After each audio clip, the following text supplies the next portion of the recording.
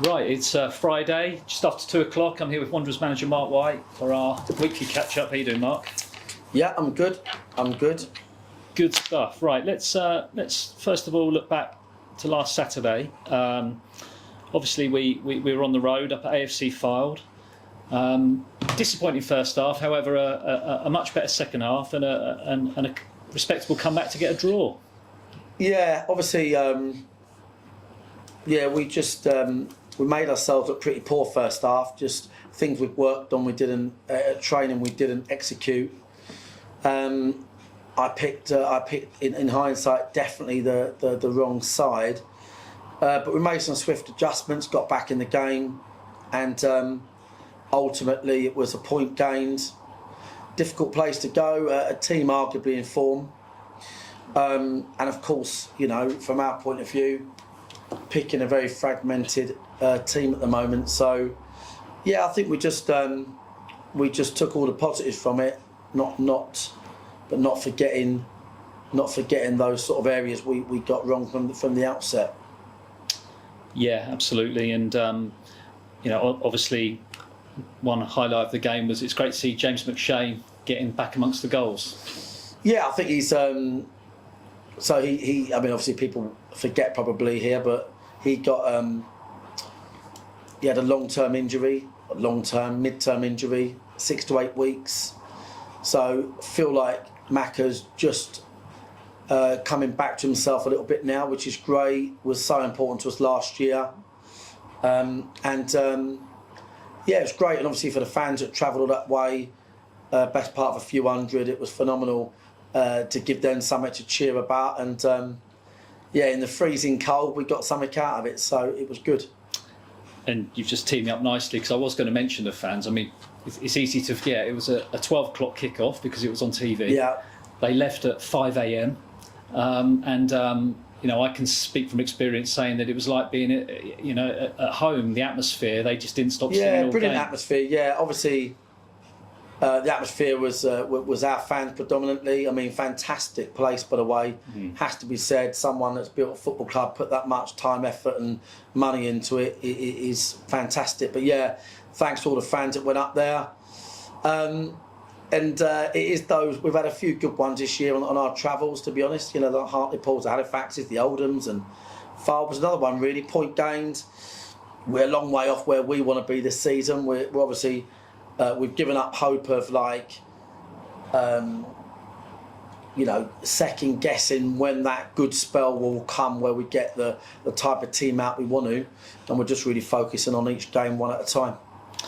Okay. Now, I want to talk to you about the injury crisis. Yeah. I know it sounds dramatic, but I think it is accurate, because it is a bit of an injury crisis, and it's been ongoing for a few weeks. How is the squad looking, you know, after last Saturday and with, you know, after training twice this week? Yeah, so I think if we go through the squad, obviously Slav's at Bath on loan. He can be playing 2 of their really important games against Yeovil. Defensively, Isaac Philpott is back, which is great, and just needs lots of minutes under his belt. Joe Cook is in training, likewise needs minutes somewhere. Kildy's still on loan, and we'll review that situation in the next couple of weeks. Briggs is back in training. He'll be back probably for the trophy game. So will Pryor be back probably for the trophy game. Charlie Carter, I think by the Woking game, so by our next league game. Bowerman is now back, but he's just obviously way behind the ball. Tom Blair, not anywhere near full training from the tackle that never was at Bromley. So yeah, that's disappointing for Tom. He'll be way short of fitness when he comes back. Obviously Alfie's back, but very much short of fitness as well. So the problem with these injury crises is it's not just when you get them back, it's how long it takes them to get anywhere near the standard. If tomorrow's game is off, we're obviously waiting to hear on it. I'll be amazed if it's on. Then there'll be 6 or 7 of those that participate in the B team fixture. It's an opportunity to get them minutes there. Some of those boys that are trying to return are way behind where they need to be. I should have said Barry Fuller also will be another week. So have I forgotten anybody? I don't know if I heard correctly or not, but it's Dan Pybus got. Sorry, oh my God, that's how bad it is. Pybus, yeah. I think Dan will be out till after Christmas. Oh dear. Jeez. So he's got an issue with his shoulder. He fell on a really bad angle. So it is. Listen, we are where we are, aren't we? Yeah. So we've just got to get on with it, and I think we might have to be a bit more. We might have to choose our playing style to suit the players available. I think that's a definite. That's what we kind of ended up doing at Fylde. But yeah, that's where we are, mate. It's a crisis for sure. But it has been, and it is our fault. There's a few innocuous ones there, don't get me wrong. Dan Pybus falls on his shoulder. Charlie Carter lands on his arm, but you know, we've got to look at that top down really to see why we've had so many across the season. Yeah, okay. And as you just mentioned, Altrincham, we're meant to be heading up there for tomorrow's game, but obviously with the weather as it is, and I think they're having a look at it today, it doesn't look like, there's a good chance it won't be on. Yeah, obviously they're doing their best to get the game on. We're prepared if it is on. They're doing the right thing and making sure all of us and the fans are spared a journey. -4 to 5 overnight and not more than 1 degree tomorrow. Not really sure how that's going to be anything other than a postponement. But we'll see. You never know. They might have 150 hair dryers on the go. But we'll see. I'll be honest with you, from our point of view, it'll be a good postponement, being quite frank, with the amount of issues we've got. Equally, if it's on, we're prepared, and we've got a decent side going up there that give a really good account, and they're organised, and we appreciate Altrincham, having that sort of early inspection. Yeah. Well, rest assured, once we know anything, we'll make sure we share it. If it is off, any local fan should get to watch the B team. There'll be 7 to 8 boys there. They're playing Seaford, mindful of the sporting competition of the league they play in. So we'll have that in mind. We won't just put all 6 in a starting lineup and stuff like that. So, and genuinely, they are boys returning from a long layoff, so they'll be off the pace a little bit. So. But yeah, it'd be good. Fans can catch up with those boys down there tomorrow. Okay, all right.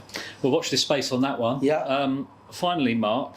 Now next year it's a special year for the club. Yes. As it's our 25-year anniversary. I know, right?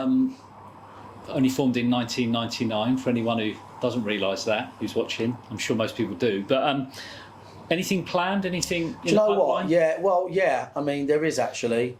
We're going to probably launch a sort of list of a small amount of events and stuff. We want to do, obviously we want to have a big kind of one match we dedicate to like a reunion, or we'll try and think of the right rhyme or reason. It'd be great to get everybody that's ever volunteered or played to come down with their kids and at our expense and have a bit of a family day. That'd be amazing.